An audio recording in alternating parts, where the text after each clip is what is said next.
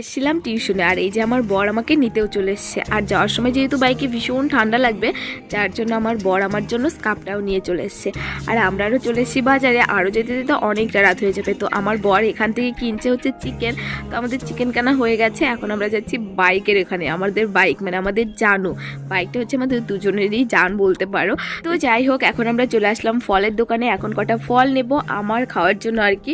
আমার বাড়িতে বসে বসে না শুধু খেতে ইচ্ছে করে, ঘরে অনেক খাবার এনে রাখে, আমি সারাদিন বসে বসে খাই। সারাদিন তো আর সময় পাই না, যেটুকু সময় পাই সেটুকু সময়ই শুধু খেয়ে যাই। তো যাই হোক, এখন আমরা বাড়ি চলে যাচ্ছি। আর বাইকে উঠে এতটা পরিমাণে চোখ দিয়ে জল পড়ছে কি বলবো। এক এক সময় পরে তো আর এক সময় পড়ে না আর কি, এরকম বাইকে উঠলে আমার এরকম অবস্থা হয় আর কি।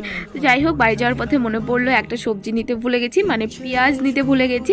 তো পাশে আর একটা বাজার ছিল, তো সেখান থেকে আবার পেঁয়াজও নিয়ে নিলাম। আর এখানে এই ফুলকপিটা দেখে ভীষণ ভালো লাগছিল, তো মনে হচ্ছে না এটা খেয়ে ভালো লাগবে। তো যাই হোক, চলো আজকের ভিডিওটা এখানে শেষ করছি, টাটা।